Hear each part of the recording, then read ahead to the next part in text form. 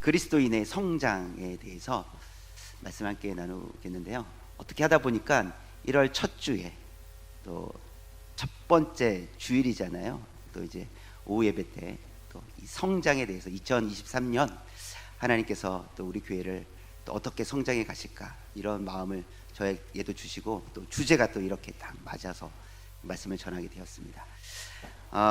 누구든지 이 세상에 태어나면 자라가죠. 성장해 갑니다. 자라지 않으면 뭐가 생기나요? 근심이 생기죠. 자라가야 되는데 키가 자라든 정신적으로 자라든 자라가야 되는데 자라지 않는다면 근심이 생겨요. 그런데 근심이 생긴다는 것은 우리는 당연히 자라야 되는데 자라지 않기 때문에 근심이 생기는 거잖아요. 자란다는 것은 매우 자연스럽고 당연히 자라야 된다고 우리는 생각을 하고 있습니다.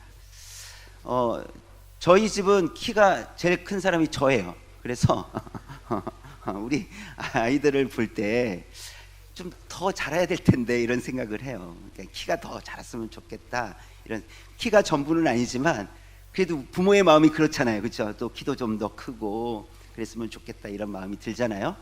그래서 딸 아이한테는 아빠만큼만 커라 이렇게 얘기하고 아들에게는 아빠보다 더 커야 된다 이렇게 얘기를 하는데요. 키가 자라기를 우리는 기대해요. 그러니까 우리 자녀들이 성장하기를 기대합니다.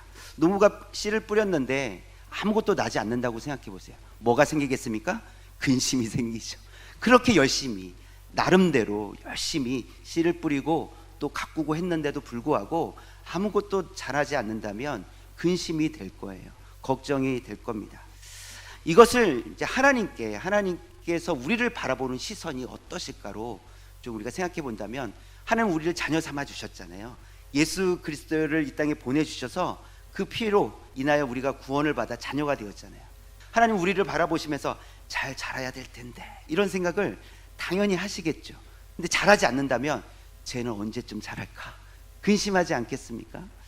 그래서 우리가 오늘 말씀을 통해서 이 사도 요한이 당시에 이제 성도들을 향해서 비슷한 하나님의 마음을 이 사도 요한이 가지고 잘 자라가야 될 터인데 잘 자라지 않은 성도, 또 근심하고 다른 데 마음을 두는 성도들을 향해서 좀 주고 싶었던 메시지가 있다라는 것이죠. 우리는 성장해 가야 된다라는 것을 말해주고 있습니다. 그리스도인들도 성장을 해야 되겠죠. 그리스도인들이 성장하기 위해서는 조건이 있어야 돼요. 뭐냐면 거듭나야 됩니다. 거듭남은 태어남입니다. 그러니까 우리가 생명이 태어나야 그 이후로 우리가 자라갈 수 있잖아요. 그래서 그리스도인들이 성장하기 위해서는 조건이 거듭나야 되는 거예요. 생명을 얻어야 되는 거예요. 영원한 생명, 영적 생명을 얻어야 됩니다. 그래서 성장의 시작은 교회를 출석한 시점이 아니라 성장의 그 시점은 거듭난 그때로부터 성장이 시작된다라고 할 수 있습니다. 만약 이 성도가 그리스도인이라고 하는 사람들이 영적으로 거듭나지 않은 삶을 산다면 이것은 마치 연극 배우의 삶이 아닐까 생각이 들었어요. 연극 배우들은 자기의 역할을 잘 감당해요. 왕으로서 예를 들어 왕의 역할을 한단 말이에요. 우리가 딱 보면서 이야 진짜 왕 같다, 이야 훌륭하다, 연기를 너무 잘한다 이렇게 말할 수 있어요. 우리에게 감동은 줄 수 있지만 실제 그 사람의 삶은 왕이 아니라는 거죠. 자기의 진짜 삶이 있다라는 거예요. 이것처럼 우리가 거듭나지 않았는데 거듭난 것처럼 우리 완벽하게 연기할 수 있다라는 거예요. 교회를 오래 다니면 거듭나지 않았어도 내가 거듭나는 것처럼 완벽하게 연기하면서 다른 사람들에게 감동까지 주면서 정말 훌륭한 그리스도인입니다 라고 그런 이야기까지 들으면서 신앙생활 할 수도 있죠. 연기를 잘하니까. 그리고 자기까지 속이는 그런 연기자인 거예요. 자기까지도 착각하는, 진짜 구원받은 거죠. 그럴 수 있다라는 거예요. 그러나 우리가 좀 기억해야 될 것은 뭐냐면, 우리가 미성숙할지라도 거듭난 사람이 진짜 성장할 수 있다라는 거예요. 다른 사람 보기에 좀 훌륭해 보이고 뭔가 있어 보여도 거듭나지 않았다면 그 사람은 성장할 수가 없습니다. 왜냐? 영적으로 죽어 있기 때문에 그래요. 그래서 중요한 건 우리가 영적으로 거듭났느냐, 거기서부터 시작을 해야 된다는 것입니다. 오늘 그래서 말씀을 통해서 우리가 성장을 원한다면, 저와 여러분들이 성장을 원한다면 점검을 좀 해야 될 것이 있어요.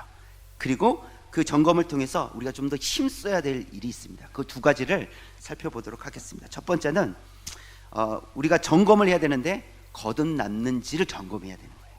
거듭났는지, 내가 정말 거듭난 사람인가를 점검해야 됩니다. 그래서 첫 번째로 죄를 사함 받았다는 사실을 확신하고 있는가? 여기에 대한 질문에 대한 답을 할 수 있어야 돼요. 나는 죄 사함을 받았는지 나는 확신하는가? 아멘, 나는 확신합니다. 그럼 진짜죠. 진짜라고 이 내면에서부터 말하고 있는데, 그렇죠? 스스로 정말입니다, 나는 확신합니다, 이러고 있는데 거짓일 수 없죠. 이게 중요하다는 거예요. 예수님의 12 제자 중에 가룟 유다는 예수님을 계속 잘 따라다녔어요. 근데 그 마음속에, 생각 속에 어떤 마음이 있었습니까? 긴가 민가 이런 마음이 있었어요. 진짜 예수님은 구원자이신가? 나를 구원해 주실 수 있는 분이신가? 우리 유다를 구원해 주실 수 있으신 분인가? 이렇게 생각했단 말이에요. 확신이 없었어요. 예수님이 어떤 분이신지 확신이 없었어요. 그러니까 자신이 어떤 분을 쫓아다니는지 확신이 없다는 거죠. 결국 그는 떠나가게 됩니다. 예수님을 믿는다고 하면서도 어느 날 갑자기 나 진짜 믿는 게 맞나? 라고 한다면 이거는 좀 의심해 봐야 된다는 거예요. 우리의 믿음을 의심해 봐야 되는 거예요. 어디에 근거를 두고 우리가 믿음으로 고백하고 있느냐는 거예요. 내 상황과 형편, 내 기분, 감정, 거기에 기준을 둔다면 우리는 얼마든지 오락가락할 수 있습니다. 긴가민가 할 수 있어요. 그러나 정말 하나님의 말씀에 근거를 두고 기준을 두고 내가 구원을 받았다는 확신이 있다면, 내가 아무리 부족하고 내가 아무리 다른 사람이 보기에도 형편없어 보일지라도 하나님께서 나를 구원해 주셨다는 사실은 변치 않는다는 거죠. 이건 확신하는 거예요. 이건 나의 어떤 상태와 상관없이 하나님께서 하신 일이기 때문에 확신할 수 있다라는 것이죠. 사도 요한의 이 편지를 읽는 성도들에게도 이런 일들이 좀 계속 일어났던 것 같아요. 그래서 성도들 향해서 이렇게 이야기합니다. 12절 말씀 다시 한번 보시면, 노란 글씨 읽어보시면 시작. 그의 이름으로 말미암아 사함을 받았으며 라고 그 성도들 향해서 얘기해요. 여러분들은 죄사함을 받았습니다, 이렇게 얘기하는 거예요. 그 성도들은 죄사함을 받았다는 거 몰랐을까요? 알았겠죠. 확신이 있었다면 굳이 설명하지 않아도 그런 확신을 가지고 살아갔을 거예요. 살아가고 있었을 거예요. 그러나 왜 이런 얘기를 합니까? 사도 요한이 보기에 이것 때문에 계속 흔들리고 있는 거예요. 때로는 그게 진짜 구원받지 못해서 그런 사람들이 있을 수도 있고요, 구원을 받았음에도 불구하고 이렇게 자꾸 흔들리는 그런 성도들이 있었을 거예요. 그들 향해서 여러분들은 죄사함을 받았습니다, 구원받은 사람들입니다 라고 지금 그렇게 힘있게 말하고 있다는 사실입니다. 중요한 것이 무엇입니까? 우리가 예수 그리스도로 말미암아 죄사함을 받았고 의롭게 되었고 우리가 이제 하나님 나라 백성이 됐다는, 자녀가 되었다, 여기에 확신하고 있느냐는 거예요. 어떤 상황 속에서도 결코 흔들리지 않느냐, 이 점검이 우리에게 필요합니다. 그래야 이게 확신이 있고 여기에 흔들림이 없어야 그 다음에 어떻게 된다고요? 성장할 수 있다고요. 자연스럽게 성장이 이루어진다고요. 내가 성장해야지 이렇게 하지 않아도 말씀을 먹으면서, 말씀을 들으면서, 말씀을 읽으면서 우리는 성장하게 된다는 거죠. 그래서 죄를 사함 받았는지 사실을 확인해야 되고요, 확신을 가져야 되고, 두 번째는 거듭났는지를 어떻게 또 점검해야 되냐면, 죄라는 것은 극복할 수 있다는 믿음이 있어야 돼요. 믿음이 있는가예요. 죄는 극복되는가? 이거예요. 그럼 여러분 뭐라고 대답하시겠습니까? 죄는 극복됩니까? 노맨이라고 하셨어요 지금? 죄는 극복될 수 있습니까? 아멘. 죄는 극복됐어. 이게 믿음의 고백이에요. 그러니까 내 고백이 아니라 하나님께서 주시는 믿음으로 고백하게 되는 거예요. 13절 후반절에 보면 이렇게 돼 있어요. 청년들아, 내가 너에게 쓰는 것은 너희가 악한 자를 이기었음이라, 이렇게 돼 있어요. 악한 자를 이기었음이라. 13절을 통해서 무엇을 우리에게 주는 거냐면, 그리스도인은 죄를 극복할 수 있다, 이것을 가르쳐 주는 거예요. 그리스도인은 죄를 극복할 수 있습니다. 죄에서 죄 앞에 멈춰서서 거기를 넘어가지 못하는 그런 연약한 자들이 아니라 죄를 넘어갈 수 있는, 해결할 수 있는 자들이라는 거예요. 그러면서 너희가 악한 자를 이겼다 이렇게 말씀하고 있잖아요. 너희가 악한 자를 이겼다. 이것의 의미는 첫 번째는 뭐냐면 죄의 추악함을 알게 되는 거예요. 죄가 얼마나 추악한 것인지, 그 죄가 나에게 있음에 그게 얼마나 추악한 죄인지를 깨닫는 거예요. 이게 죄를 넘어갈 수 있는, 죄라는 것을 알게 되는 거예요. 그리고 죄를 미워하게 되는 거죠.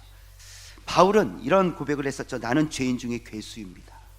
내가 얼마나 죄 가운데 있었으며 그 죄로 인해서 내가 괴수였는지를 고백하는 거예요. 근데 괴수로 살았습니까? 아니잖아요. 괴수였어요, 정말. 그러나 복음을 가지고 생명을 전하는 사람으로 살아가잖아요. 극복해내잖아요. 근데 그것이 자신의 힘으로 극복해낸 것이 아니라 하나님께서 주신 힘으로, 그 은혜로 극복해냈다라는 것이죠. 자신의 추악함을 알게 되는 것, 죄의 추악함을 알게 되는 것, 그것을 죄를 미워하게 되는 것, 이것이 이긴 사람의 모습이죠. 두 번째는 어떤 힘에 의해 강해지고 있음을 믿게 되었다는 거예요. 내 힘이 아니라 어떤 힘에 의해서 내가 죄를 극복할 수 있게 되었다라는 것을, 그것을 실제적으로 경험한 사람들이라고 할 수 있죠. 베드로는요, 예수님이 붙잡혀 가셨을 때, 갈 때 예수님을 부인했잖아요. 그때는 베드로는 감당할 수 있는 힘이 없었어요. 그러니까 자신의 힘으로 이렇게 막 외쳤죠. 예수님, 저는 절대 예수님 떠나지 않겠습니다. 다른 사람 다 떠나도 저는 그러지 않겠습니다 라고 당당하게 얘기했는데 그렇게 못해요. 얼마 지나지도 않아서, 그렇죠? 예수님을 부인하게 되죠. 얼마나 힘들었을까요? 그런데 거기서 머물러 있지 않았어요. 예수님께서 다시 베드로를 세우셨고 힘을 공급해 주셨죠. 그래서 베드로는 예루살렘 교회 기둥이 됩니다. 기둥의 역할을 감당하게 돼요. 그게 힘이 아니었어요. 요한복음 15장에서 그래서 예수님은 나는 포도나무요 너희는 가지니 나에게 붙어 있으면 열매를 맺는다 이렇게 말씀하시잖아요. 베드로가 예수님께 잘 붙어 있었어요. 아니, 예수님께서 베드로를 너 떨어지지 마 하고 이렇게 딱 붙들어 주셨죠. 그랬더니 예루살렘 교회의 기둥이 됩니다. 이것은 예수님께로부터 공급을 받아서 극복해냈다라는 거죠. 이것은 경험에 의해서 고백되어지는 겁니다. 아마 여기 계신 여러분들도 그것을 경험하셨을 거예요. 내 힘이 아닌데 나는 정말 어렵다고 생각했는데 극복이 되는 거예요. 힘이 나는 거예요. 그래서 결국은 이기게 되는 거죠. 그래서 어떤 힘에 의해서 강해지고 있음을 믿게 되었다는, 이게 중요하고요. 세 번째로 우리가 악한 자를 이겼다는 것은 대적을 예수님께 맡겨드릴 수 있게 된다는 거예요. 대적을 내가 싸워서 이기는 것이 아니라 맡겨드리는 거예요. 시편 18편 4절 5절에 있는 말씀인데요, 한번 같이 한번 읽어보도록 할게요. 제가 읽어드리겠습니다. 사망의 줄이 나를 얽고 불의의 창수가 나를 두렵게 하였으며 스올의 줄이 나를 두르고 사망의 올무가 내게 이르렀도다. 지금 이 다윗의 상황 속에서 나는 정말 이제 죽을 것 같은 거예요. 온통 적군이 나를 둘러싸 있고 아무런 이길 만한 힘이 없다는 거죠. 그러나 그는 지금 4절과 5절을 읽어드렸거든요. 시편 18편 2절 먼저 어떤 고백을 하고 있냐면, 여호와는 나의 반석이시요 나의 요새시요 나를 건지시는 이시요 나의 하나님이시요 내가 그 안에 피할 나의 바위시요 나의 방패시요 나의 구원의 뿌리시요 나의 산성이시로다. 아멘. 이것은 예수님께 다 맡겨드린다. 하나님께 다 맡겨드린다는 거예요. 우리 힘으로 할 수 없잖아요. 우리에게 믿음이 있다, 거듭났다라는 근거가 바로 여기에 있다라는 거예요. 이것을 분명히 나는 그런 상황 가운데, 환경 가운데 내가 분명히 할 수 없음에도 불구하고 나는 도저히 이길 수 있는 힘이 없어 라고 그렇게 인정하면서도 하나님께 다 맡겨드리는 거예요. 그런데 그 맡겨드릴 때 불안해하지 않는다는 거죠. 하나님께서 주신 힘으로, 그 힘 때문에도 힘이 나서 그런 것도 있지만 믿음의 고백을 통해서 두려워하지 않고 하나님께 맡겨드리는 거예요. 이것이 너희가 악한 자를 이겼다라는 의미가 된다라는 거예요. 우리 그리스도인들은, 거듭난 사람들은 이것을 경험하고 있다는 사실입니다. 그 마지막 세 번째, 첫 번째 세 번째인데 거듭났는지를 점검해야 되는 세 번째는 뭐냐면 아버지와 아들의 대한 지식을 확실하게 갖고 있는가예요. 그러니까 하나님이 누구신지, 하나님이 어떤 일을 행하셨는지, 예수님이 누구신지, 예수님이 내게 행하신 일이 무엇인지를 바르게 아는 것이 중요하다는 거죠. 내가 거듭났다라는 근거잖아요. 내가 무엇을 가지고 하나님에 대해서, 내가 어떤 하나님의 어떤 근거를 가지고 내가 확신할 수 있는가라고 했을 때, 하나님이 누구신지, 어떤 일을 하셨는지, 예수님이 누구신지, 나에게 어떤 일을 하셨는지 바르게 아는 것, 그 바른 지식, 그것이 우리로 하여금 거듭났는지를 확신할 수 있게 한다라는 것이죠. 13절에 있는 말씀인데요. 아비들아, 내가 너에게 쓰는 것은 너희가, 읽어보겠습니다. 시작. 태초부터 계신 이를 알았으며. 태초부터. 이것을 요한복음 1장 1절에서는 이렇게 표현하고 있습니다. 태초에 말씀이 계시니라, 이 말씀이 하나님과 함께 계셨으니 이 말씀은 곧 하나님이시니라 라고 하시죠. 그러니까 이 말씀, 태초에 말씀이 계시는데 이분이 누구세요? 예수님이시잖아요. 예수님. 그렇죠? 그래서 태초부터 계신 그 예수님을 아는 거예요. 그분이 나를 위해 이 땅에 오셨다는 걸 내가 아는 거예요. 그리고 나의 죄를 위해 십자가 지시고 또 부활하신 그 일을, 그 사건을 내가 알고 믿는 거예요. 이게 중요하다는 거죠. 그것이 근거가 되어서 내가 흔들리지 않는 거예요. 그것 때문에, 그 이유 때문에 나는 구원을 얻었고 나는 하나님의 자녀가 되었다는 그 확신 가운데 살아갈 수 있다는 사실입니다. 하나님께서 창세 전에 우리를 택하여 주셨고 우리를 구원하시기 위해 예수 그리스도를 이 땅에 보내주시고 성령께서 우리로 하여금 예수님께로 갈 수 있도록 깨달을 수 있도록 인도해 주셨잖아요. 그 성부 하나님, 성자 예수님, 성령님을 우리가 바르게 알 때 우리는 그것을 통해서 우리가 거듭났는지를 확신할 수 있다라는 사실입니다. 이게 중요해요. 10년, 20년 교회를 다니는 횟수가 아니라 말씀의 근거에서 우리가 정말 하나님을 바르게 알고 있느냐, 하나님 하신 일을 내가 바르게 알고 있느냐, 그리고 내가 확신하는가, 그 말씀의 근거를 가지고, 이것이 우리에게 중요하다는 사실입니다. 만약 우리가 여기서 흔들린다면 하나님께서 보시면서 내가 너희들에게 계속해서 가르치고 있는 것은 내가 너희를 위해서 이런 일들을 했는데 너는 그런 거 다 까먹고 교회에서 누구 집사님하고 대화했는데 그게 너무 좋아요, 뭐 이런, 교회에서 간식을 줬는데 그게 너무 맛있어, 이런 것만 기억하면 어떡하냐는 거예요. 그게 아니라 하나님 누구시냐는 거예요. 하나님 지금 내게 누구시냐는 거예요. 그 확신을 가지고 살아갈 때 거듭난 그리스도인으로서 자라가게 될 줄 믿습니다. 두 번째는 자신의 이 영적 상태의 수준을 점검하고 성장을 위해 힘써야 된다는 거예요. 우리가 거듭났다는 것을 점검해야 되는 부분이 있고요. 그다음에 우리의 영적 상태를 좀 더 점검해보고, 그럼 우리는 어떻게 성장을 위해서 무엇을 힘써야 되겠느냐라는 것인데요. 오늘 말씀을 통해서 이 세 가지 영적인 상태를 좀 살펴볼 수 있는데요. 우리가 잘 알고 있듯이 첫 번째는 어린아이와 같은 상태, 두 번째는 청년과 같은 상태, 세 번째는 아비와 같은 상태를 우리가 좀 볼 수 있습니다. 첫 번째는 이제 어린아이인데요. 이 어린아이는 기본적으로 어린아이는 스스로 합니까? 부모가 도와줘서 이렇게 받아 먹습니까? 스스로 하기 어렵잖아요. 물론 스스로 할 때가 이제 생기긴 하지만, 자라게 되지만 자라기까지는 부모의 도움이 필요하죠. 이게 어린아이의 상태예요. 우리 영적인 모습도 마찬가지입니다. 특별히 히브리서 5장 12절에 보니까 단단한 음식은 못 먹고 젖이나 먹어야 할 자라고 되어 있어요. 그러니까 시간이 지났는데 제가 서두에 말씀드렸듯이 자라갈 때가 이제는 자랐어야 되는데, 이제는 좀 자라줘야 되는데 아직도 자라지 않는 거예요. 아직도 우유를 자꾸 달라는 거예요. 딱딱한 음식을 먹어야 되는데 자꾸 우유를 달라는 거예요. 그냥 꿀꺽 삼킬 수 있는 걸 달라는 거죠. 그러면 근심이 되잖아요. 부모로서 근심이 되잖아요. 그런 부분입니다.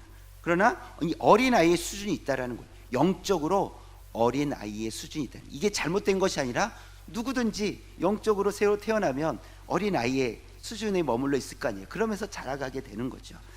근데 우리에게 중요한 것은 뭐냐면 내가 어떤 수준에 머물러 있느냐가, 이거를 파악하는 게 중요하다는 거예요. 영적으로 어린아이 같은 수준에 있음에도 불구하고 나는 다 컸어, 나 얼마든지 할 수 있어, 나는 봉사할 수도 있고 나는 섬길 수 있어, 근데 섬기다가 막 낙심하는 거예요. 결국은 그만큼 잘하지 못했다는 증거예요. 그러니까 나를 정확하게 알고 점검할 수 있어야 된다는 사실입니다. 누가복음 24장에 보면 엠마오로 가는 두 제자에 대한 이야기가 나와요. 예수님께서 부활하신 이후에 엠마오로 가는 두 제자를 이제 길을 걸으시면서 대화를 시작을 하세요. 근데 예수님을 알아봤습니까? 처음에 못 알아보잖아요. 한참을 얘기하는데도 못 알아봐요. 그러면서 이제 떡을 떼어 주실 때 비로소 주님이신 줄 깨닫게 되는 거예요. 한참을 예수님께서 구약의 말씀을 풀어서 그 제자들에게 설명해 주셨어요. 그때 마음이 뜨거워졌거든요. 그들은 예수님께서 십자가 달리시기 전에 어떤 이야기를 들었던 사람들이냐면, 내가 죽는다 하는 거예요. 십자가에 달려 죽는다. 그러나 3일 만에 부활한다. 이거 분명히 들었던 제자들이거든요. 그럼에도 불구하고 부활하신 예수님이 바로 옆에서 이렇게 대화하고 있는데도 불구하고 모르는 거예요. 깨닫지 못하는 겁니다. 이게 이제 어린 아이와 같은 이제 상태라고 할 수 있죠. 그래서 예수님께서 하신 일이 뭐예요? 구약의 말씀을, 하나님의 말씀을 계속 풀어서 얘기해 주시는 거예요. 어린아이는요, 말씀을 잘 먹어야 돼요. 이게 중요해요. 말씀을 먹지 않으면 잘할 수 없어요. 영양분이 섭취가 안 되면 잘할 수 없습니다. 맨날 뭘 먹지도 않고 나는 건강한 사람이 될 거야, 말이 안 되잖아요. 그렇죠? 우리가 영적으로 건강하게 자라기 위해서는 말씀을 잘 먹어야 돼요. 말씀을 잘 들어야 되고요, 말씀을 읽어야 돼요. 그러니까 말씀을 잘 배워야 됩니다. 이게 먼저예요. 말씀이 채워져서 그 말씀의 영양분이 우리 안에서 이제 더 건강한 모습으로 자라가게 하실 거라는 거죠. 그래서 내가 영적으로 어린 아이와 같다면 무엇에 힘써야 되겠습니까? 말씀을 듣고, 말씀을 읽고, 말씀을 배우는데 힘쓰시라는 거예요. 사도 요한은 지금 그것을 성도들에게 이야기하고 있는 거예요. 자녀들아, 물론 그게 자녀들이라는 모든 그리스도인들을 향해서도 말하는 표현이긴 하지만, 제가 오늘은 이것을 자녀들아 하면서 영적으로 자녀들의 수준을 이제 설명을 하고 있는 거거든요. 그래서 저와 여러분도 마찬가지로 자녀의 수준이라면 나를 잘 파악해서 말씀을 계속해서 잘 먹는 그런 그 열심을 내야 되겠습니다. 이게 첫 번째고요. 이제 어린 아이에서 좀 더 잘하면 이제 청년이에요. 청년들은요, 싸우는 수준, 싸울 수 있는 수준이라고 할 수 있습니다. 청년하면 그래도 힘이 있잖아요. 열정도 있고요, 그렇죠? 불가능한 일인 것 같은데 도전하고, 그게 이제 청년의 어떤 주는 이미지잖아요, 그렇죠? 이와 같은 수준은요, 말씀을 적용하고 실천하고 삶을 개선하고 개혁하는 그런 단계라고 할 수 있어요. 이게 말씀만 듣는 단계가 아니라 들은 말씀을 가지고 삶 가운데서 적용하고 그것을 삶을 개혁해 가는 거예요. 개선시켜 가는 거예요. 이게 청년의 수준이다 할 수 있습니다. 다윗은 자기보다 한 2배 가량 큰 골리앗 앞에서 당당하게 외치잖아요. 만군의 여호와의 이름으로 하면서 골리앗 앞에 서잖아요. 지금 다윗은요, 하나님의 말씀을 가지고 그냥 가지고 있는 것이 아니라 그것이 지금 외부적으로 나가고 있는 거예요. 골리앗 앞에서 살아계신 하나님을 선포하고 있는 거거든요. 이게 삶 가운데 적용하는 거예요. 말씀은 우리가 들으면 우리가 머리로 이해하고 기억이 남는단 말이에요. 근데 거기서 끝이 아니라 우리는 분명히 더 자라가야 돼요. 말씀을 삶 가운데 적용하고 말씀을 통해서 우리의 삶을 개선시키고 개혁해 가는 거예요. 이 단계가 필요하다는 겁니다. 엘리야도 갈멜산에서 이 바알과 아세라 선지자 850명과 대결을 하는데, 사실 숫자적으로만 보면 주눅들지 않겠습니까? 1대 850이잖아요. 여러분, 850명이 내 앞에 있다고 생각해 보세요. 여러분 앞에 두렵고 떨리지 않겠습니까? 근데 담대하게 거기서 승리하잖아요. 개혁을 강행합니다. 그들을 모조리 다 처단해요. 그러니까 이것이 이 청년들의, 이제 영적으로 청년들의 단계, 싸움에서 이기는 단계다. 싸움에서 이기기 위해서는 성령의 검, 하나님의 말씀, 성령의 검, 말씀을 가져야 되는 거죠. 말씀을 삶 가운데 적용하고 실천하는. 그래서 2023년에 혹시 작년까지 말씀은 열심히 읽었는데 말씀을 실천하지 못하셨다면, 올해는 무엇을 더 노력하시면 되겠습니까? 말씀을 삶 가운데 실천하기를 노력하는 거예요. 한 단계 자라가야 되니까, 더 성숙해져 가야 되니까 그걸 노력하시는 거예요. 본인들이 잘 아시잖아요. 그렇죠? 아시잖아요. 모른 척하지 마시고 잘 아시잖아요. 말씀 한 번도 적용하지 않았고 삶 속에서 나를 개선시키지 않은 거 다 알고 계시잖아요. 그러면 그걸 노력하는 거예요. 그래야 자라갈 수 있습니다. 우린 영적으로 거듭났기 때문에 자라갈 수 있어요. 이미 하나님께서 다 이루어 주셨기 때문에 자라갈 수 있습니다. 우리도 그 일에 힘써야 된다는 사실이죠. 세 번째는 아비의 단계예요. 아비의 단계는 부모죠. 부모의 단계는 베푸는 단계예요. 베푸는 수준을 얘기합니다. 예수님께서 이 땅에 오셔서 하신 일이 중전적으로 하신 세 가지 사역이 있어요. 마태복음 4장 23절에 있는 말씀인데요. 색깔만 읽겠습니다. 색깔이 있는 부분 시작. 가르치시며 전파하시며 약한 것을 고치시니. 예수님께서 하신 일이에요.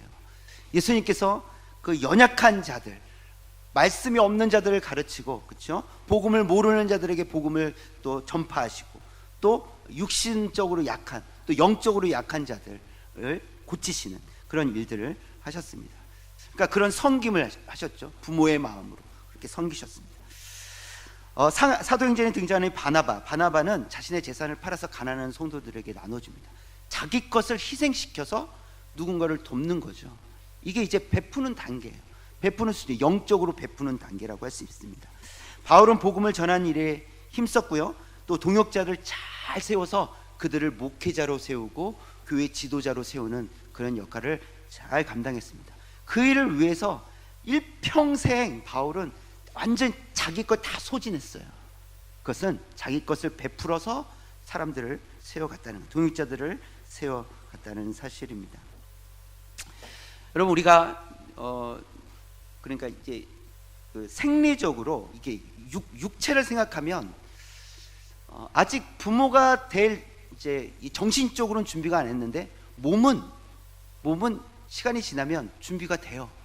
그렇죠? 몸은 이제 부모가 될 수 있는 몸이 된단 말이에요. 나이가 어느 정도 들면. 그러나 그렇다고 해서 우리가 정신적으로 좋은 부모가로 준비되었다고는 할 수가 없어요. 우리가 복음으로 누구를 낳고 양육하고 기른다는 것은 어려운 일입니다. 누군가에 가서 복음을 전할 수 있어요. 예수님 믿으세요 하고 교회를 같이 왔어요. 너무 즐거운 일이고 감사한 일이에요. 행복한 일입니다. 근데 그게 끝이 아니라는 거예요. 그냥 아기를 낳았다고 해서 끝이 아니죠. 잘 양육해야 되잖아요. 부모로서의 역할을 감당해야 되잖아요. 거기까지 자라기 위해서는 우리는 좀 더 준비돼야 됩니다.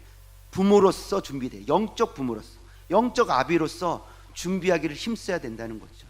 그래서 이 청년의 수준은 싸우는 수준, 말씀을 적용하고 그다음에 삶을 개혁하는 수준이라면 이제 거기서 넘어서서 아비의 수준은 누군가를 섬기는 거예요. 근데 섬기는데 그가 잘 양육되기를, 영적으로 살아날 수 있기를, 그리고 그가 좋은 또 영적인 부모가 되기까지 우리는 섬겨야 된다는 거죠. 그런 단계까지 이르러야 합니다. 특별히 2023년은 전도에 우리가 포인트를 두고 우리가 이제 기도하면서 이제 나가게 될 텐데요. 전도는 어렵습니다. 어떤 분들에게는 전도 참 쉽습니다. 이런 분들도 있지만 또 어떤 분들은 전도가 참 어려워요. 근데 전도는 사람을 그냥 데리고 오는 것이 전도가 아니라 우리가 아비의 심정이라면 그들을 잘 양육하기를 힘쓰는 거예요. 그리고 잘 자라가기를 힘쓰는 거예요. 내가 10명을 데려와서가 아니라 그 10명이 정말 좋은 영적 부모가 된다면 얼마나 행복하겠어요. 그렇죠? 거기까지 자라갈 수 있도록 저와 여러분이 영적 부모로서의 역할도 감당할 수 있길 원합니다. 그래서 말씀을 잘 실천하고 계셨다면 이제는 아비의 심정으로, 아비의 마음으로 낳고 복음으로 생명을 낳고 잘 양육하는 단계로 나아가시기를 원합니다. 말씀을 마무리하겠는데요. 우리가 거듭난 그리스도인이 맞다면 우리는 자연스럽게 성장해 가게 될 겁니다. 근데 우리의 몸은 그냥 자연스럽게 성장해 가잖아요. 그렇죠? 그러나 우리는 건강한 몸을 유지하기 위해서 먹는 것도 구분해서 먹어요. 끼니마다 잘 챙겨 먹어요. 우리의 노력이 필요하다는 거예요. 영적으로도 마찬가지입니다. 우리가 거듭났기 때문에 하나님 우리를 자라게 하실 거예요.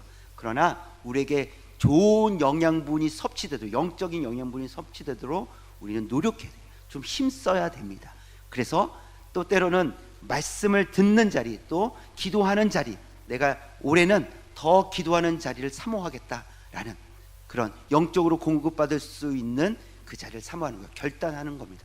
그렇게 힘써서 더 성숙해 가는 저와 여러분들 되시길 원합니다.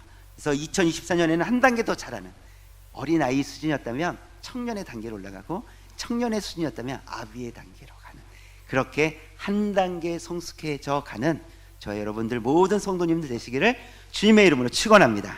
기도하겠습니다. 사랑의 하나님, 감사합니다. 하나님께서 우리를 태초부터 택하여 주셔서 2000년 전에 예수 그리스도를 이 땅에 보내셔서 우리 죄를 위하여 십자가를 지게 하시고 우리를 구원해 주신 하나님께 감사와 찬양을 올려드립니다. 성령님께서 우리를 예수님이 어떤 분이신지, 하나님이 어떤 분이신지 깨닫도록 우리에게 성령님을 보내주셔서 감사를 드립니다. 앞으로 우리는 거듭난 그리스도인으로서 자라가게 될 터인데 더욱 건강하게 자라가게 하여 주옵소서. 우리가 영적으로 어린아이의 상태에 갔다면 우리 청년으로 더 자라가게 하여 주옵시고, 청년의 상태라면 아비의 상태로, 아비의 수준에 이르기까지 잘 자라갈 수 있도록, 영적으로 자라갈 수 있도록 은혜를 베풀어 주옵소서. 하나님, 우리가 결단하지만 우리 힘으로 되지 않습니다. 하나님, 우리에게 말씀하여 주옵시고 공급하여 주옵시고, 성령님 우리와 날마다 함께하여 주셔서 감당해낼 수 있도록, 더욱 성숙해져 갈 수 있도록 은혜를 베풀어 주옵소서. 2023년 첫 해, 또 첫 주일을 하나님께 올려드리며, 우리가 또 결단한 부분들이 이스터인데 우리 결단한 부분들, 그 기도 제목을 또 붙들고 1년을 하나님께 올려드리며, 하나님께서 어떻게 우리를 인도해 가실 것인지 기대하며 하나님께 맡겨드리며 나아가는 우리 모든 성도님들 되게 하여 주옵소서. 이 모든 말씀을 살아계신 예수 그리스도의 이름으로 기도드립니다. 아멘.